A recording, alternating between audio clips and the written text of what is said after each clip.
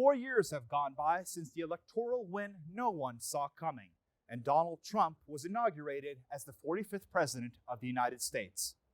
This Wednesday, the stakes have changed again, as Joe Biden was inaugurated as the 46th. By his side, former Senator from California, Kamala Harris, who has already made history as the first African American, first Asian American, and first female vice president. The United States is now a society characterized by turmoil and division, as recent clashes, protests, and insurrections have shown. But far away from it all are some students who have to watch it all unfold in their home country. But before we dive into that, a quick recap over the last 4 years and the events leading up to the inauguration. For many, 2016 seems like a decade ago. Hillary Clinton's win was for many a foregone conclusion, and her loss rocked the world geopolitical landscape. Trump made good on his promise to upend the establishment in Washington, and the next 4 years were characterized by disagreement, record-setting division, and increasingly colder fronts between the heads of the two parties. But his presidency was also stained by a rise in violence and turmoil in both sides of the political spectrum, with incidents such as the infamous riots in Charlottesville, but also in shape of calls for civil rights with marches across the world for Black Lives Matter. The violence has continued and reached its climax in the critical moment between the election and the inauguration, when Trump supporters stormed the U.S. Capitol building, briefly halting the certification of the Electoral College votes. They did so at the behest of the president, leading to his second impeachment.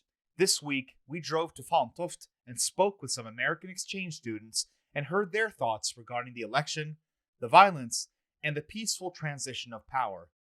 I'll definitely be interested to see how Biden is able to kind of live up to what he has talked about in his speech, and how he can actually bring America together in the state that it's in right now, which is very divided. I think we have people who are getting their reality from very different sources, realities that are comfortable for them, realities that confirm their fears or confirm their desires. And so I think trying to combat those two very distinct realities, trying to make people see one thing that is happening, I think that's the biggest issue that he's going to have to deal with and that other politicians will need to deal with. What Nathan is referring to is the increasing division between left and right in terms of where the two camps get their news. It is indeed no small problem. A 2014 study from the Pew Research Center shows where the divide falls. 47% of those with consistent conservative values get most of their news diet from Fox News, while consistent liberals get their news from a smattering of every other mainstream station. Nathan, do you fear for the democracy in your home country? That's hard to say. Democracy requires cooperation. It requires a loser to accept that they lost.